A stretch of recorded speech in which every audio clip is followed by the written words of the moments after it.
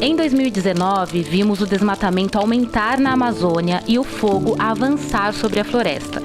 Foi o maior desmatamento registrado dos últimos anos, que equivale a quase 8 vezes o tamanho da cidade do Rio de Janeiro. O roubo de terras públicas, conhecido como grilagem de terras, é uma das causas dessa destruição das nossas florestas e afeta o patrimônio de todos os brasileiros.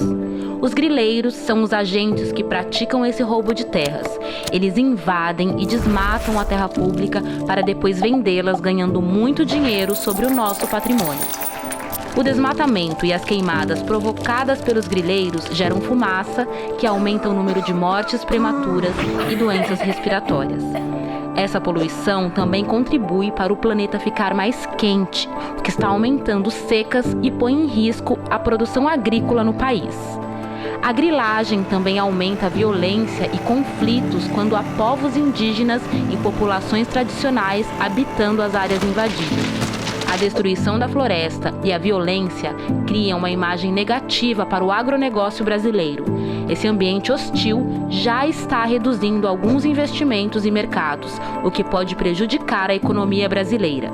A grilagem nos deixa no pior dos mundos, roubados, empobrecidos e sem florestas. Mas se a grilagem é tão ruim, por que ela continua? Os grileiros fazem lobby junto ao Poder Executivo e Legislativo para flexibilizar a legislação em seu favor. Assim, após ocupar e desmatar, os grileiros pressionam pela mudança das leis em seu benefício para conseguir o título de propriedade da terra invadida. Um exemplo de mudança na lei em favor da grilagem é a medida provisória 910, publicada em dezembro de 2019 pelo governo federal. Essa medida permite a titulação de quem invadiu terra pública entre 2011 e 2018. Esses casos são, na verdade, crimes de invasão de terra pública que serão anistiados com a mudança na lei.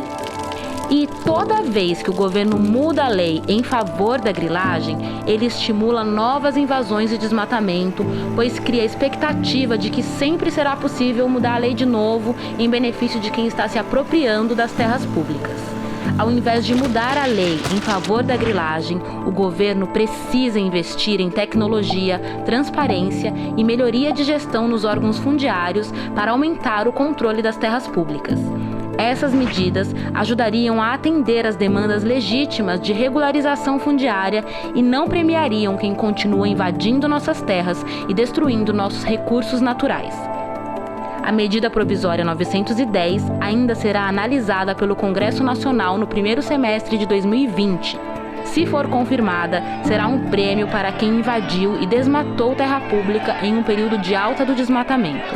Para dar um fim à grilagem, temos que pressionar os políticos a protegerem o nosso patrimônio. Na prática, isso significa adotar 3 medidas. O Congresso Nacional deve recusar mudanças na lei em favor de grileiros. O Poder Executivo deve proteger as florestas públicas com a criação de áreas protegidas para estimular o uso do nosso patrimônio florestal com atividades econômicas sustentáveis, como o turismo, a produção de madeira seguindo regras e a produção de outros produtos florestais para a indústria alimentícia, de remédios e cosméticos. O governo deve combater as quadrilhas de grilagem que roubam nosso patrimônio com operações conjuntas da Polícia Federal, Ministério Público, do IBAMA e da Receita Federal.